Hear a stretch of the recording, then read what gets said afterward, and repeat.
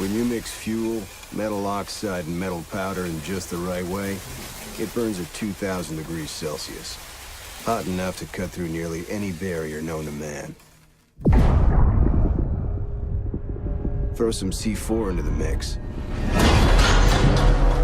and you've got one hell of a combination.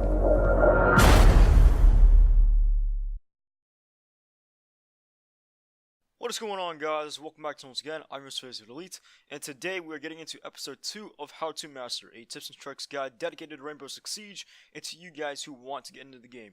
A little side note for you all, some details from the previous episode will not make its way into here, because I thought they were a little unnecessary. Kicking things off with the first part of our video is Jordan Trace, codenamed Thermite. He's an attacking operator for the FBI SWAT CTU and comes equipped with a variety of weapons and gadgets. He's a 2-armored, 2-speed operator who can breach through pretty much anything ranging from reinforced hatches, walls, and floors with ease. Thermite comes armed with an assault rifle and a shotgun for his primary and 2 handguns as a secondary. His special gadget is an exothermic charge. The cost to buy Thermite with Renown is 500 through 2,000, depending on which operator you buy from the SWAT CTU. As I said, Thermite comes with 2 primaries and 2 secondaries. The rifle is named the 5.56 XI, and according to the in-game description of the 5.56, it's a short-range assault rifle with low to medium stopping power depending on the caliber. So based off from the description, the 5.56 sounds like it's best used for short to medium range engagements, but the 5.56 really excels at long range as well. The 5.56 has 30 rounds in the clip and 1 in the chamber and has a rate of fire of 690 rounds per minute. The 5.56 is really powerful from short to long distances and has high damage. I use the ACOG sight for medium and long firefights, and for short to medium range firefights use the reflex sight. And for the foregrip, the time to ADS with the 5.56 is quite significant, so you can use the angle foregrip if you want to. But at least in my experience, knowing how much recoil the 5.56 has, I prefer to use the vertical grip. For the barrel, I don't recommend using the suppressor since that does decrease the damage a little bit, especially when firing at targets that are more than 35 meters away from you. I use the compensator to decrease the amount of recoil when firing in auto mode. Thermite's secondary primary is the M1014 shotgun, a semi-automatic shotgun that delivers lethal damage at close range targets and can also take down enemies at medium distances. Magazine size is 7+1 in the chamber. Naturally, when it comes to semi-automatic shotguns, the recoil can be insane if not controlled and used properly. The damage is okay in my opinion, at least in medium range, but if you want to ensure that you can get the kill, you're going to have to get yourself close and personal on this one. Literally. The M1014 is an okay shotgun overall. My only dislike about it is that I do not like how crazy the recoil is. Well, if you want crazy, you should take a look at Ella's FR12 shotgun. On the field, I don't see why you want to use the M1014 on Thermite at least, since it was never really meant to be up close and personal, so I don't recommend it. If I was talking about Castle or Pulse, then that's a different story with the M1014. For the attachments, it really is up to you since I don't use them much, and I don't see a point in using sights other than to see the enemy more clearly. And for laser sights, again, that is up to you. Moving on to the last part of Thermite weapons are his handguns. I'm not going to go over that much since it's the same handguns from last episode. If you need a refresher, his handguns are the M45 and the 5.7 USG.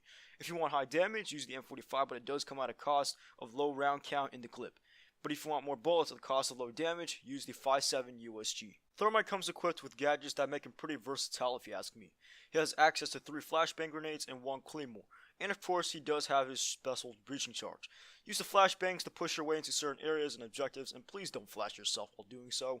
As for the claymore, deploy it behind you or at doors and windows to prevent flanking and runouts. I'll get into depth with the gadgets individually in another video. As I said earlier in the video, Thermite has access to 2 exothermic charges that can breach through reinforced walls and hatches and soft surfaces as well. You only have 2 of them, so use them wisely. Best use create new pathways and new lines of sight for your teammates. It's also good at creating distractions, so plan to add a wall where you think the enemy expects you to come from, and then go somewhere else that's unsuspecting. The animation of Thermite placing the charge is 3 seconds, and those 3 seconds can be a while, so be sure that someone is covering you. Once you plant the charge, step away and breach the designated wall you're going up against.